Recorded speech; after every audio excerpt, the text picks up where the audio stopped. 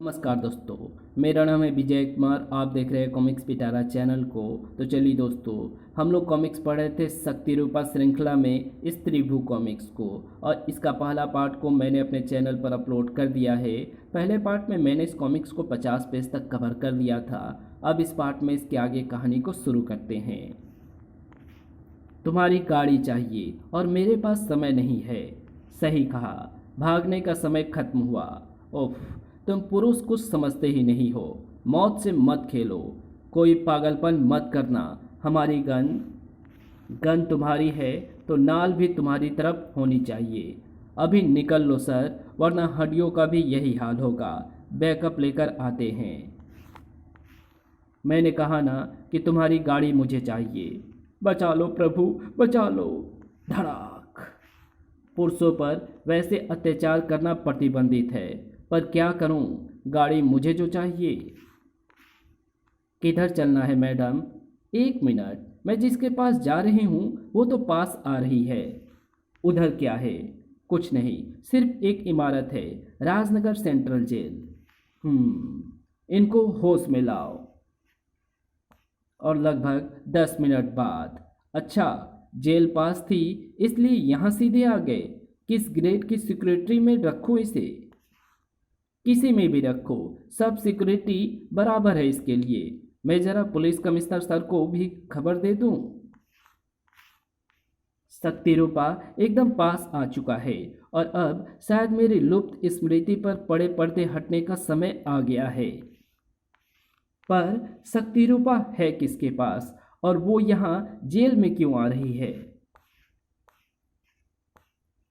Oh sorry, मुझे तो चुपचाप आना था, पर मुझे पता नहीं था कि यहाँ पर कोई निगरानी टावर है। खैर, जो हो गया सो हो गया। धार, निपट लूंगी। धड़ाक। वूं वूं वूं वूं। अलार्म बजा दिया। चलो, कोई बात नहीं। धाड़। थोड़ी मुश्किल बढ़ेगी और इस जेल की आबादी घटेगी। भड़ाक। मौत बटेगी। अब देखते हैं कि शुरुआत कहाँ से करूं। यहाँ से करते हैं। भड़ाक। आ गई आखिरकार शक्ति रूपा। दो शक्तिपुंज आपस में टकराने वाले थे और जेल की ईंट पत्तों की तरह हवा में उड़ने वाली थी। अब हंटर से संपर्क कैसे करूंगी मैं? कैसे उनको मठ के अधीन रख पाऊंगी? मठ से सारे कंप्यूटर्स यहाँ मंगवा लिए हैं मैंने। राजनगर में ही हंटर्स का नया है हेडक्वार्टर बनेगा। ओह, फिर से डैड का फ़ोन। हाँ पापा, कहिए। आप तुम कहाँ हो अभी? जेल में हो? हाँ, बस वापस आ रहा हूँ। कोई काम हो तो बताइए। काम वहीं पर है। देवीना नाम याद है तुमको? हाँ पापा, जुपिटर सर्कस में स्ट्रांग वुमेन थी वो अभी जेल पहुंचाई गई है। देवीना जिंदा है? हाँ, जिंदा भी है और खूंखार भी। सबसे बड़ी बात है कि जेनेटिक सेंटर वालों के अनुसार उसका डीएनए मानव डीएनए से अलग है। खन्नाट। और उसे किसी शक्ति रूपा की तलाश है। क्या? खतरे का सायरन बज रहा है पापा, मैं बाद में बात करता हूँ। तू कौन है ये तो पता नहीं, पर शक्ति रूपा स्वयं तुझे मेरे पास ले आया है। इसके छूते ही मेरी स्मृति वापस आ जाएगी। ला, इसे शांति से देगी या तड़प तड़प कर मरने के बाद। तू जानती है शक्ति रूपा के बारे में? तू भी हंटर है क्या? हो सकती है। बार बार हंटर से नहीं लड़ती फुड़ूंगी मैं। अभी मुझे ज़रूरी काम है, वापस आकर मिलूंगी ज़रूर तुमसे। अगर तू तब तक तड़प तड़प कर मर ना गई तो। उस सकरे कॉरिडोर में फरार होने को बेताब अपराधियों के सामने अकेली थी देवीना, और खूंखार भेड़ियों का वो गुट एक अकेली औरत को छोड़ने के मूड में नहीं था। ये पुरुष कभी नहीं समझेंगे। धड़ाक। धाड़। कि ये शारीरिक शक्ति में स्त्री के आगे टिक नहीं सकते, पर इनके अंदर जो स्त्री को अधीनता में रखने का कीड़ा है वो इनको कभी कोशिश करने नहीं देगा। चाहे नाक की हड्डी पेट में पहुंच जाए। धाड़। जो भी हो, ये 10 गुने होते तो भी मुझे शक्ति रूपा तक पहुंचने से रोक नहीं पाते। गड़बड़ कहाँ हो रही है? अलार्म तो छत पर बजा था, फिर छत से 3 मंजिल की छतें टूटी मिली, और जहाँ पर पहली मंजिल की छत टूटी वहाँ पर यह हंगामा नजर आया। देवीना, इसकी लोकेशंस क्या है? लोकेशन अंडर ट्रायल्स की बैरक नंबर 26 है। वो एरिया सील कर दिया गया है। इस औरत ने सलाखें उखाड़कर कई कैदियों को आज़ाद कर दिया है।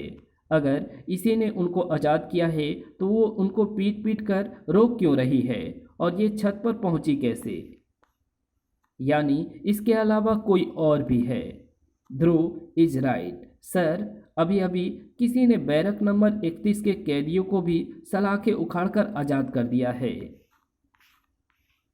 ओह माय गॉड, ये तो फुल स्केल रॉयट है। सरकार से एडिशनल फोर्स मंगवाओ तुरंत। सरकार से एडिशनल फोर्स मंगाओ तुरंत। कैदियों को भगाने वाली भी कोई स्त्री है, पर साफ नजर नहीं आ रही है। ध्रुव, ध्यान से देखो। क्या उसके हाथ में कुछ लिपटा है? ये तो शक्ति रूपा है। वो किस तरफ बढ़ रही है? क्या है उधर? हंटर्स के मठेस का स्पेशल सेल। उसकी पत्नी और पुत्र भी वहीं हैं, लेकिन वो सेल स्टील डोर से सुरक्षित है। सशस्त्र पहरा भी है। कोई खतरा वहां नहीं पहुंच सकता। फैंग फैंग, जिंदगी कोशिश तो बहुत करती है। भड़ाक। पर मौत को रोक नहीं पाती। धड़ाक। कौन है तू? मौत मांगने आई है या मौत बनकर आई है? किसने भेजा है तुझे? भेजा नहीं है, पर मैं भेजने आई हूं तुम सबको नर्क में। तेरे बाजू पर ये क्या है? तुम्हारा ही माल है। शक्ति रूपा, मारने से पहले थैंक यू जरूर कहूंगी। मारने नहीं, पर मरने से पहले तो सिर्फ यही बोलेगी कि जान बख्श दो मेरी। धाड़। ये तो तूने ही बोल दिया। ठीक है, बख्श दी। अब हट मेरे रास्ते से। धाड़। आ, इसने मुझे किस चीज से मारा है? हैमर बॉल से? आ। वक्र, मैठेस और उसकी पत्नी के लिए बच पाना मुश्किल था, क्योंकि उस रहस्यमय स्त्री को रोक सकने वाली देवीना दर्जनों कैदियों की भीड़ में अभी भी घिरी हुई थी। थर्ड, जेल की पूरी पुलिस फोर्स फरार होने की कोशिश करते कैदियों को रोकने में व्यस्त थी, और ध्रुव एम ट्विस्टी फिलहाल अपनी जान बचाने के ही रास्ते सोच रहे थे। ओ नो, ये कैदियों का भागता झुंड सीधा हमारी तरफ आ रहा है। इससे कैसे निपटेंगे? निपटना ही नहीं, जल्दी निपटना है ट्विस्टी।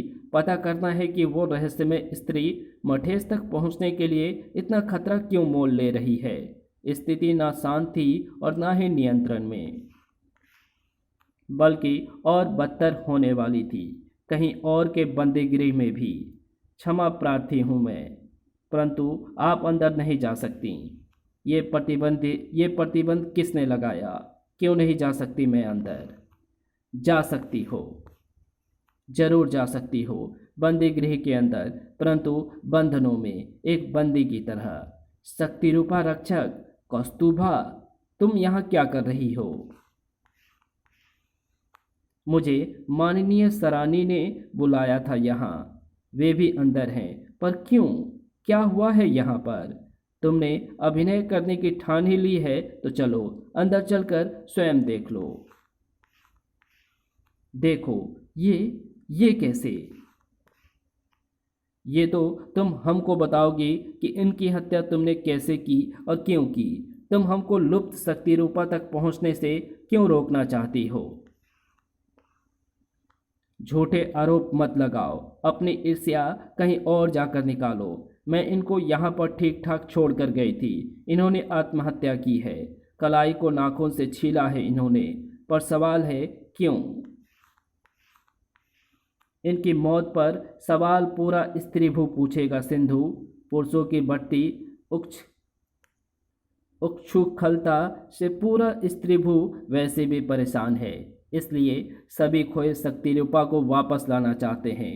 परंतु बांधवी बहनों के मरने से इस प्रयास को धक्का लगेगा।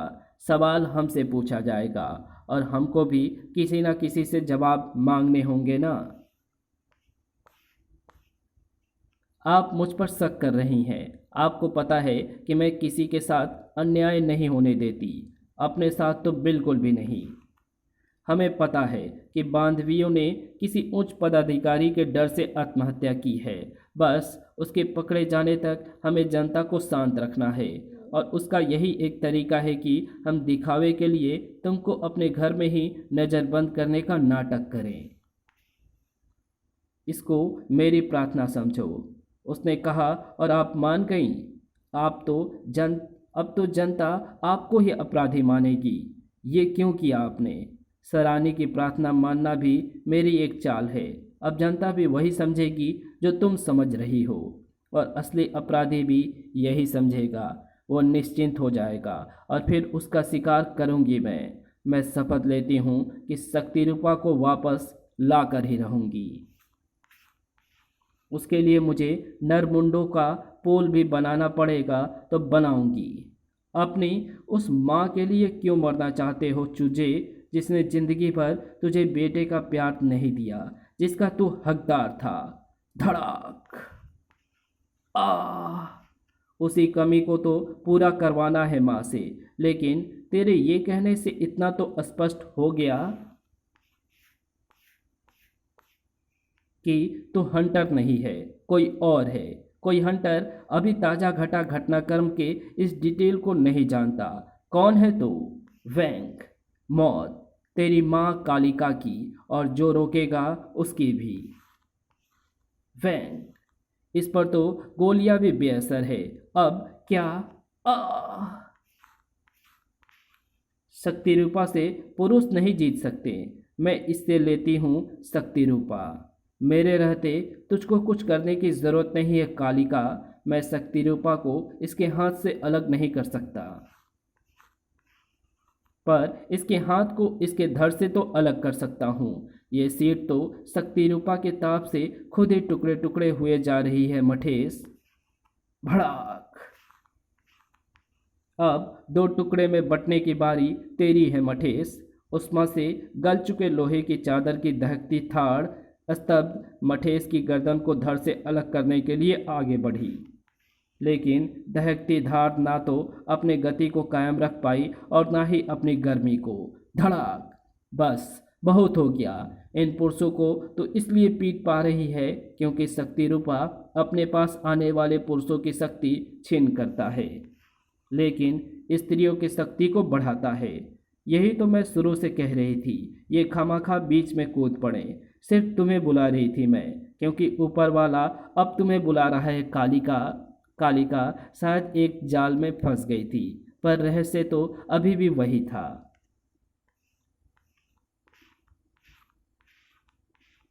तुमको पक्का यकीन है भाई कि वो औरत मम्मी पापा के सेल की तरफ ही गई है? कहीं तुम ये देखो, वो अपने जान के रास्ते पर बैरकों की सलाखों को तोड़ती जा रही है।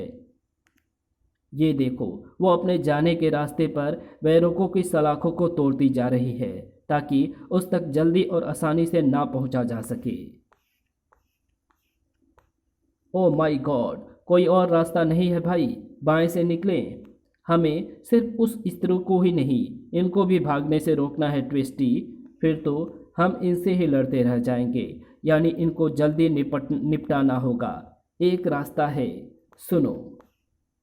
और फिर कमाल हो भाई, तुम्हारे लिए तो हर चीज़ हथियार है। हर चीज़ नहीं, सिर्फ एक चीज़, दिमाग, और वो तुम्हारे पास भी है। तुम्हारे कारनामे देखकर मुझे शक हो रहा है कि मेरी खोपड़ी खाली है। जिंग, मैया रे, आई। ध्रुव एक एक इंच करके मठेश के सेल की तरफ बढ़ा पा रहा था। देवीना एक एक कदम करके बढ़ पा रही थी और मौत छलांगे मारती हुई कालिका की तरफ बढ़ रही थी। स्त्री होने के कारण शक्ति रूपा तुम पर सीधा हमला नहीं कर रहा है। मैं जानती हूँ शक्ति रूपा की शक्ति। अभी तेरे रूप को ढक रखा है उसने। स्त्रियों की शक्ति को बढ़ाता है ये। मौत देने की क्षमता को भी, और वो मुझसे बचपन में भरी हुई है। पर तुझे मौत देने से पहले मैं ये पूछूंगी ज़रूर कि मैंने तेरी कौन सी भैंस खोल ली है। धड़ाम। आह! बिना बताए तो मैं तुझे मरने भी नहीं दूंगी।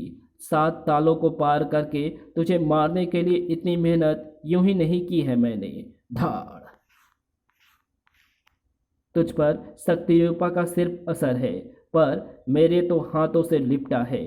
तू कभी मेरे चंगुल से अपनी जान नहीं बचा पाएगी। भड़ाक। अब जब तेरी आधी सांस निकल चुकी होगी और आधी बची होगी, तब मैं शक्ति रूपा का आवरण हटाकर तुझे अपनी शक्ल दिखाऊंगी। आह! दम घुट रहा है। शक्ल दिखाने की जरूरत नहीं है। धाड़। इंसान अपनी शक्ल चाहे जितने नकाबों के पीछे छुपा ले। इस कहानी को यहीं समाप्त करते हैं। इसके आगे कहानी पढ़ेंगे इसके पार्ट 3 में, तो मिलते हैं इसके तीसरे पार्ट में। तब तक के लिए बाय। अगर आपको ये वीडियो पसंद आई हो तो इस वीडियो को लाइक शेयर कमेंट ज़रूर कर देना। चैनल पे पहली बार आए हो तो चैनल को सब्सक्राइब कर ऑल नोटिफिकेशन को सेलेक्ट ज़रूर कर लेना। Thanks for watching my videos.